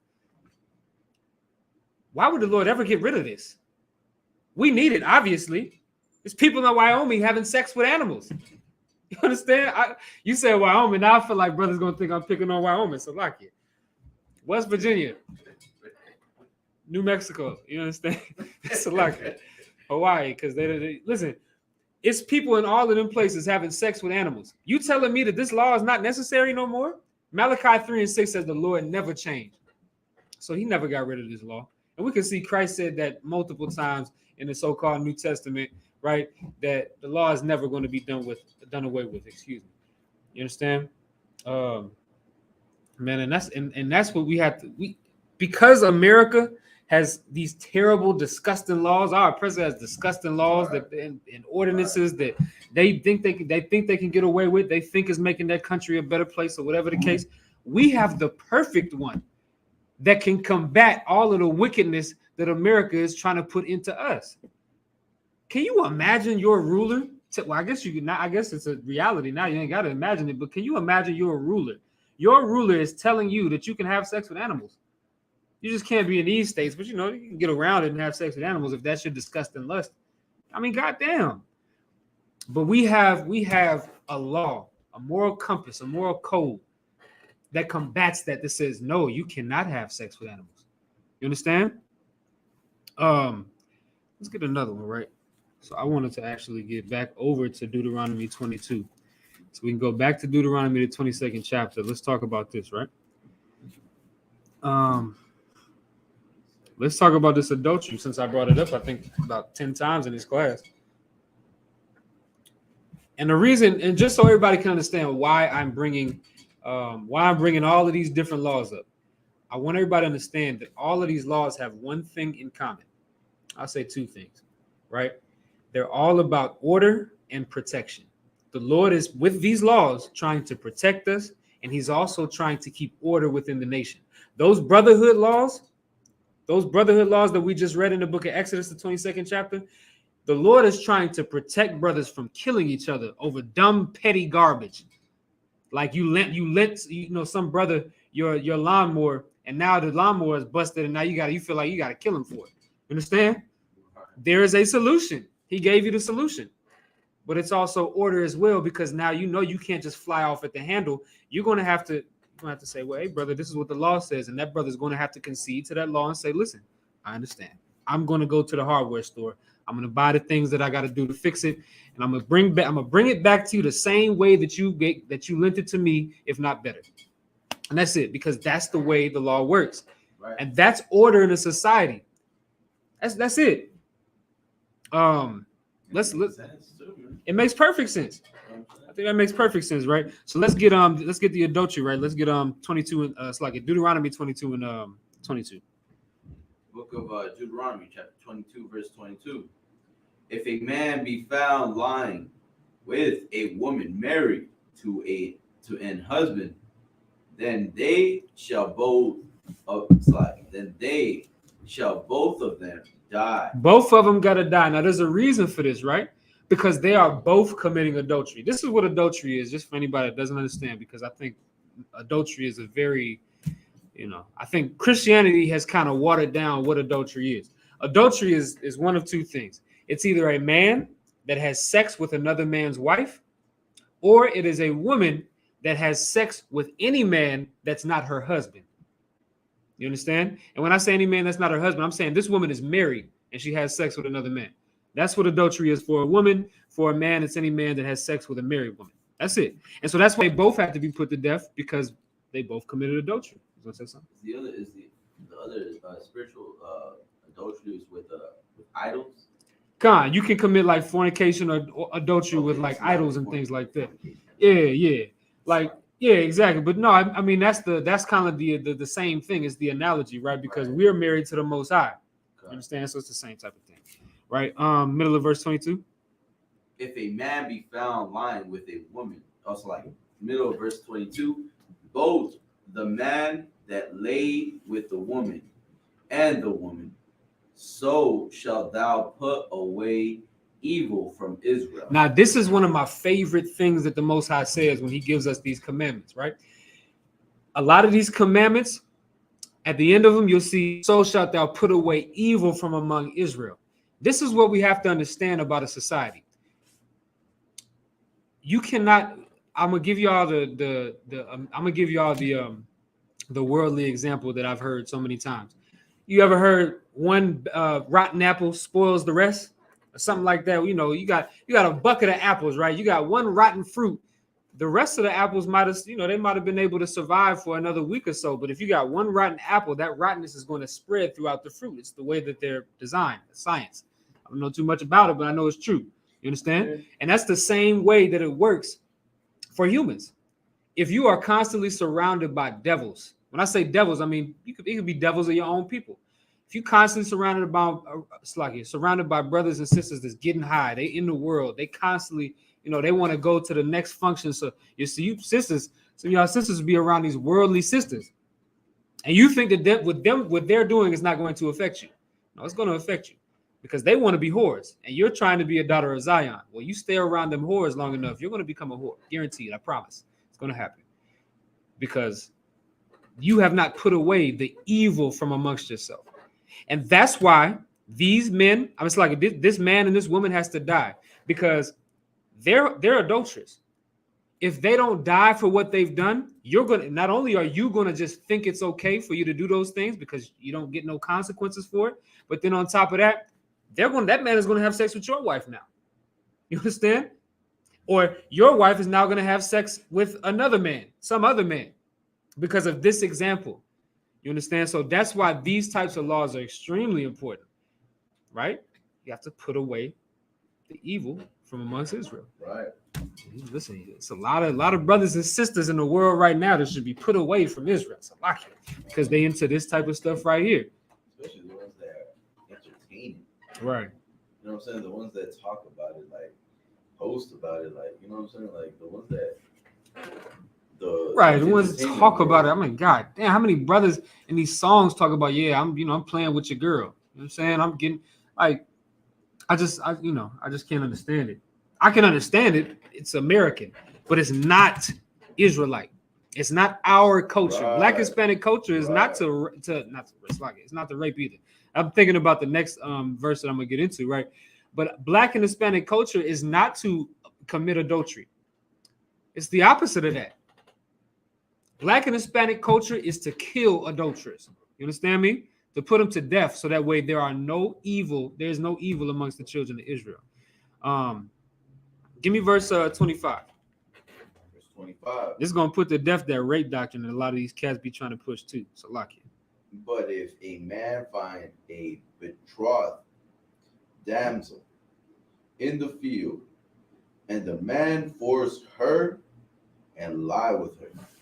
So now this is what the scripture says. It said, if a man find a betrothed damsel in the field and the man force her, which means this is talking about rape. This is talking about force her and lie with her. To lay down with her means have sex, but you forced her to have sex, meaning you raped her, right? Go ahead. Right.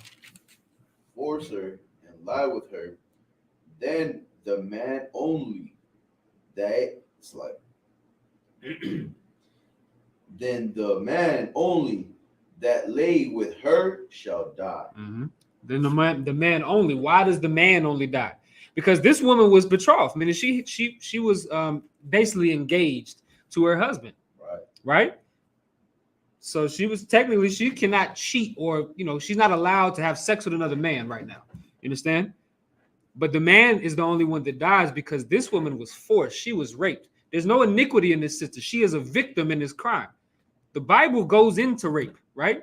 Talks about rape and talks about rape being an offense punishable by death. We're about to read that. Keep going. Verse 26. But unto the damsel thou shalt do nothing. There is in the damsel no sin worthy of death. Mm-hmm. For as when a man riseth against his neighbor and slayeth him, even so it is this matter. Even so is this matter, meaning when a man rapes a woman, that's why rape is so disgusting, because when you rape a woman, when a man rapes a woman, it's the same as murdering that woman. And the reason why is because rape kills a woman's spirit. I mean, it's a totally disgusting. It would be better, and victims of these things, they would tell you the same thing. They would rather that you would just slit their throat. Understand? Because you've killed their spirit and they still have to live. That's why rape is such a disgusting thing. And that's why the Bible talks about rape. Like, that's why these things are important. And so when you have things like this here, it's very clear and concise. There's no trial. There's no, let's see if we can get them some, maybe some, here, if you rape a woman in America, you get 8 years, 10 years, maybe. So there was one white guy that got, what's his name? Brock Turner, I think his name is. He raped some woman in the back of an alley somewhere, but I think it was on prom night or some garbage like that. And he raped this woman in the back of the alley, and he got probation, I think, for like 13 months. And then another person that rapes a woman might get 20 years. There's none of that in the Bible. It's this right here. You get put to death, however it goes down. And that's the beautiful thing about the Bible. There's no, there's no push and pull and, well, maybe we give him a lighter sentence or, it's none of that. You rape a woman, you get put to death. That's the importance of this law that we follow. You understand? That's the importance. Right. If you have this law to follow, then what's beautiful about that is this. You don't never have to guess the punishment for the crime that you're about to commit. If you feel like, and this is what a lot of people need to understand about their own selves, right? In America has made us, believe that we can get away with things. Like, that's what America has done. American society has made us believe that, even if I get caught, I might be able to wiggle my way out of it with a good lawyer. You understand? And so that puts it in our brain, maybe we can do a little bit of wicked. In the Bible, there is no a little bit of wicked. Whatever you do, you're going to get charged for. And a lot of these things, the charge is death. Right. The sentence is death, right? Let's get another one. Let's get the next chapter over. So Deuteronomy 23. Matter of fact, okay, so we almost out of time, right? Okay. So I'll just skip I'll skip. So verse 17, if we read verse 17, it says, there shall be no whore of the daughters of Israel, nor a sodomite of the sons of Israel. This is talking about the fact that your woman, or any woman that's an Israelite, cannot go and be a whore, meaning have sex with a bunch of men. That's there shall be, that's a commandment. There shall be no whores of the daughter of Israel, right? Also says, nor a sodomite of the sons of Israel, meaning that, of course, you can't be a homosexual. Real simple. And we just read it in the book of Leviticus, right, that you can't be a homosexual as well. So same thing, right? And the point is, these things are important for us to be able to have written down so that we know exactly what it is and what isn't. It's like what we're not supposed to do. All right. Let's get verse 19, though. That's where I wanted to get to. Verse 19. Thou shalt not lend upon usury to thy brother. Usury, so like usury of money, usury of victuals, usury of anything that is lent upon usury. Right. So that's talking about like interest. So like, for instance, right, you cannot, if you lend a brother $20, you cannot tell that brother, hey man, listen, I'm gonna throw you this $20, but I need $25 when you pay it back. You can't do that. You understand? That is absolutely unlawful, and it's unbrotherly. It's absolutely unbrotherly. You can't say, hey, yeah, man, no, I'll throw you the $100 that you so desperately need right now, but when you're ready to pay me back, pay me $150, pay me $120. You can't even say pay me $100 and $100.25. You can't do that either, right? If you're going to lend a brother money, lend the brother the money. You understand? Lend the brother the money, and when he's able to pay it back to you, he'll pay it back to you, and he'll pay you exactly what you gave him. That's what, and that, of course, now, and that's how we operate in the UPK. And most of the time, we don't ever require it back. It's not like, most of the time, I'm gonna tell you what happens most of the time. Hey, Salaki, you think you could loan me like, $20? I just need some gas. Hey, no sweat. Here, take this $20. Don't worry about paying me back. Understand? That's mostly how it works. You understand? Right. But let's just say you did want to, hey, Salaki, can you loan me $100? I'll pay you back next Friday when I get paid. My check bounced or whatever the case. Okay, yeah, no sweat. Absolutely. You pay the brother back the $100 and everything goes smooth. That's how it's supposed to function. And that's also what helps our little micro economy that we got. That's what helps it keep going. Otherwise, we'll all end up broke. You understand? If we got to take a loan out from the bank in America going to charge you, 20% interest? Your APR going to be 30, 40%. You understand? You're going to take out a loan for however much, and you're going to end up paying thousands of dollars, regardless if you took out a penny, because that's how these interests work in America, right? Now, are they wrong for doing that? Hell no.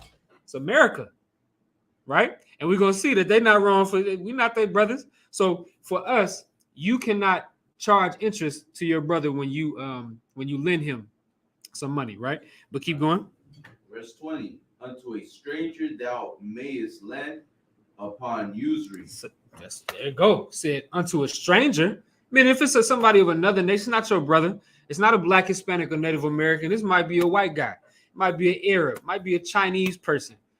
You understand? You can definitely loan upon usury, meaning, yeah, I'll give you this $100, but I'm going to need 120 back from you. Right. That's how we made our money. If you go back into the history of Israel, trade was a big thing.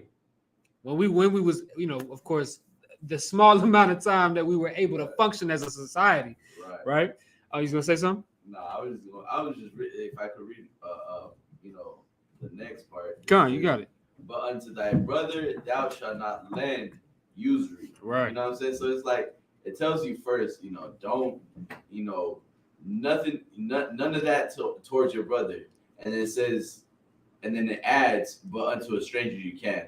But let me remind you one more time. Right. Don't do it right. to your brother. You know what I'm saying? It's a lie. And that's my point. Like, and so going back to the topic of this class, that's the purpose of the law. Right. Like, that's the order. That's order. You understand? Because, and it's clear and it's right there in front of your face. You can't do it to them, but you can do it to somebody that's not your brother, which also just reaffirms the fact that this Bible is only about Blacks, Hispanics, and Native Americans, and that everybody else is designed to be a second-class citizen. Every other nation is designed to be a second-class citizen, third-class citizen. We all understand that. And so, I mean, you got other laws like this. For instance, we can't eat of anything that dies of itself. This is going to show you something about the Most High. We can't eat anything that dies of itself, meaning, let's just say we, brothers, like to go hunting or whatever the case. And a lot of time, especially in times past, before it was supermarkets and stuff like that, brothers would go out and they would hunt their own food. Well, let's just say you in the woods or whatever the case, and you stumble across an elk, right? That has that's died of, I don't know, old age, whatever. I don't know, old age, some disease, some sickness that they had. You cannot take that animal, go home, skin it, and cook it. You can't. Because it could have died of a disease. And so that disease is running all through that meat. And so the Lord is trying to, once again, protect you with that law. So that way you don't go and chop up that meat and grill it and eat it and die of some terrible sickness, which so many of these sicknesses be from animals. Like a lot of these big influenzas and things like that, they be from animals, right? And they spread through animals. Goddamn coronavirus spread through bats. It's lucky. You know what I'm saying? But point being is a lot of these illnesses, they spread through animals. So the Lord is trying to look out for you, saying if an animal dies of itself, you don't know what it died of. It could have been a disease. Don't eat it. But you know what you can do? You can give it to the heathen. You can sell it to a white person. Because you know why? Because the Lord doesn't care if that white person dies from that disease. You know what he does care about, though? That white person giving you that money for that animal that died of itself. The Lord, like, you got to understand how deep these laws get. Like I study this thing, man. We in the UPK, we study this thing. Right. There's so many things that you wouldn't even dream of in here. Like who would think about, eating okay, until the cow chew the cud, you know what I'm saying? Right. Like who would think about, okay, it's because the mother might have had a disease, you know what I'm saying, and carried to the, you know what I'm saying? So I forget how it went, right? Or how the breakdown went, but it's like just even that alone, you know what I'm saying? It's so Israel, you know what I'm saying? Yeah. And it also proves that it's us, you know what I'm saying? Because fake Jews take that and they use it for, no, don't put no cheese on my burger.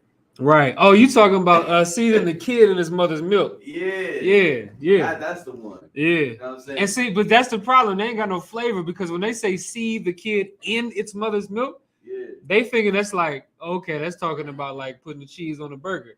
That ain't got nothing to do with that. When it says season the kid in its mother's milk, it means a kid when it's still drinking of its mother's milk. Right. Literally. You understand? You can't eat of that thing. Exactly. And one of the main reasons why is because here's the criteria for beasts that walk on the land, right? They have to chew the cud and they have to divide at the hoof. Excuse me. When a kid is eating off of its mother's milk, it doesn't chew the cud because it's drinking its mother's milk. After it stops drinking its mother's milk, then it begins to eat food and then it begins to chew the cud, which all that chewing the cud means is that in their stomach, when they swallow the food that they've eaten, they regurgitate it into their mouth and then they chew on it. That's all that means. It's kind of nasty, Salakia, but that's all that means. Right. But a kid or like veal, right? They cannot chew the cud because they're drinking its mother's milk. So, but you have to be able to understand those types of things to even understand the law. Right. But people ain't gonna listen to us. You know what I'm saying? And that's the thing. You know what I'm saying? When you learn from white people, you know what I'm saying? You take the law in a different direction. You know what I'm saying? Exactly. You take the law into a different direction, and now you're really not wise. You know what I'm saying? Right. With someone, just not to say too much, but you know what I'm saying? It's a lot. Yeah, and that's the point. You understand? So like, man, listen, and this is why it's so important to just go. I tell everybody the first thing that you should do now, if you come into the school, of course, come to every class that you are possibly able to come to. Ask all of the questions, but you have to have something to ask a question about. I would advise everybody. There's so many books in here that I would advise everybody to read. Just read the whole damn thing and come into class on Thursdays and piss the general off with all the questions you got. You understand? He don't get pissed off, Salaki. I'm just being funny about that, right? But I'm saying ask that many questions. Ask a lot of questions, you understand? But read these first 5 books. Now, there's a lot of genealogies in here that might feel like putting you to sleep. You understand? So going through here, man, sometimes when you're going through the genealogies and stuff like that, it'd be pages of genealogies. Just read them. You never know when you might have to use that, to like cut a Christian. You know how many times that Captain Tazaryak has pulled genealogies in the Old Testament that I would have never thought I would have had to use? Right. You know what I'm saying? But go through here, man, and go through all of these different laws. A lot of these laws, like in the book of Deuteronomy, you'll see them repeat themselves, but it's a good thing that they do because you really got to just understand these things. And they come into class. If you can't make it into class, type online, I have a question about this, I have a question about that, because understanding these things is going to help you stay in the truth. If you can understand why these laws are so important, you'll never leave the truth. But as soon as brothers decide that, their own carnality is more important than the truth, they're going to leave. Sisters too, of course, right? So you have to understand, and that's why this class is so important, right? Understanding the purpose of the law. If you can understand why the Most High gave us these laws, statutes, and commandments, it's going to help you to keep them. That's just the type of people that we are as blacks and Hispanics. Should we just do whatever the Lord says? Absolutely. We should shut the hell up and just do what he said and not give a damn why he said it. But because we're such an evil, wicked nation of a people, we have to sometimes, a lot of us, understand why, why the Most High is doing these or telling us to do these things. Let's real quick. We're gonna close out. I know we're running over. Let's get Deuteronomy 4 real quick. Let's get Deuteronomy the 4th chapter.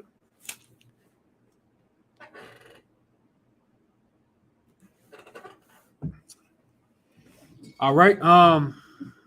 Let's get Deuteronomy 4. Let's start at verse 5.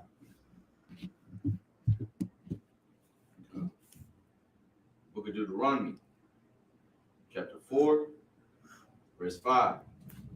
Behold, I have taught you statutes and judgments, even as the Lord my God commanded me, that ye should do so in the land whither ye go to possess it. So now this is Moses speaking, right? And Moses is telling the children of Israel, everything that the Lord has taught me, all of the laws, statutes, and commandments that he gave to me, I gave and delivered to y'all. All right. That's why people call it the law of Moses, because he's the one that delivered the law, right? Directly from the Most High, right? Keep reading. Keep therefore and do them. He said, keep therefore and do them. Why? Because the Most High is the one that gave him these things.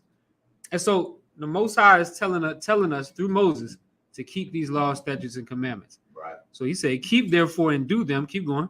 This is your wisdom and your understanding in the sight of the nation. Now remember, we just read in the book of Psalms, the 119th chapter, that David even understood that keeping the law, statutes, and commandments was his wisdom and his knowledge in the sight of the nations, and that the law, statutes, and commandments gave him 10 steps ahead, or put him 10 steps ahead of the other nations. No nation could touch a man of God. A man of God keeps the law, statutes, and commandments. And this is why we should keep them. Like, once again, I say this all the time. I think I've said it twice today. The Lord is not a vain God. He's going to give us a reason to do these things. He's not just going to say, do what I say just because. Should we? Hell yeah. But he's also giving us something, right? He's going to, and that's what it is. He's giving us a great leap, a head start, 10 steps ahead of all of the other nations, right? This is our wisdom and understanding in the sight of all the nations. Keep going. Which shall hear these things, which shall hear these statutes, and say, surely this great nation is a wise and understanding people. Says surely, and so all these nations are going to look at us and they're going to say, yeah, this nation, there's something about them.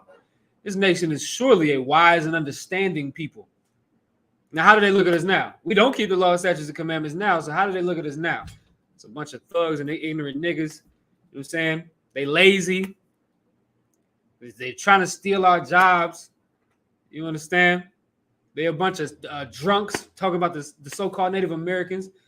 They're a bunch of drunks on the reservations. They no good for nothing. Why are they talking about us like that? Because we don't keep the law, statutes, and commandments.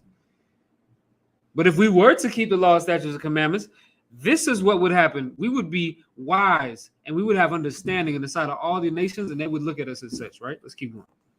Right. For what nation is there so great who hath God so nigh unto them? As the Lord our God is in all things that we call upon him for. Keep going.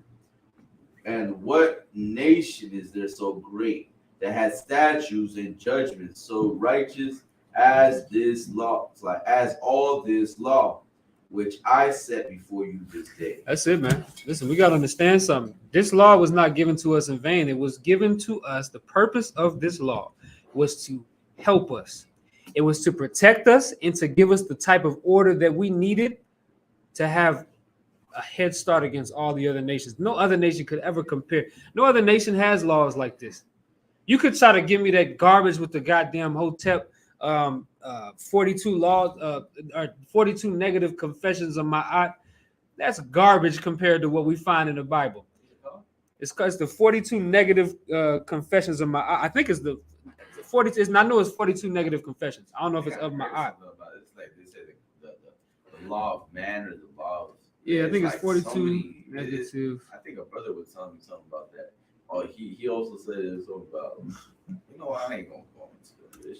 But here's my point with that whole 42 negative confession. Listen, with that whole 42 negative confessions, like you're saying, like, okay, like I have not lied, I have not stolen, I have not killed, things like that. That's cool, fine. And in all honesty, most nations tell you that you can't kill anyway. America tells you can't kill. You kill somebody, you get the death penalty or you get the life sentence. You understand? And they tell you that you can't steal, you get a sentence for that too. So yeah, most nations have that. But how many nations have the fact that you need Salaki? How many nations tell you, yeah, when you build a house, put a battlement along the roof of the house to protect those that are on the top of that house, on the roof of that house? None of them. None except the Israelites. None of them. How many nations, listen, how many nations are telling you not to have sex with animals?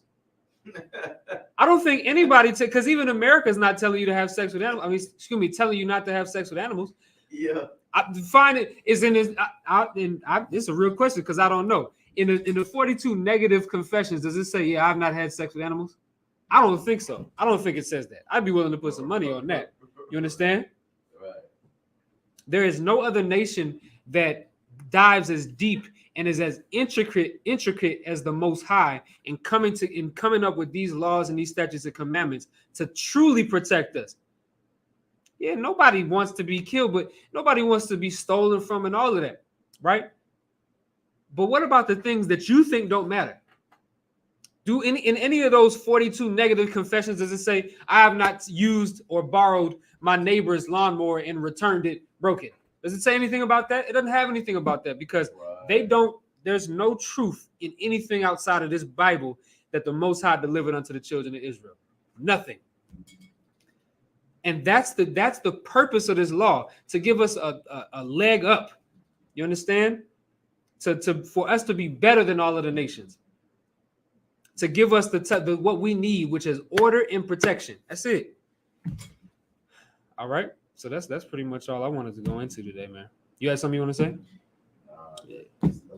That's the point, man. I know I went over a little bit, but I just want everybody to understand that there is a purpose to keeping these laws. Should you do them just because? Absolutely. You should just do them because the Most High told you to. You should do them because I told you to, because the Commanding General Yohana told you to. But it's also good to understand why we have to do these things, all right? So with that being said, I'm going to go ahead and close out the class. I pass the class over to Priest Officer Matza.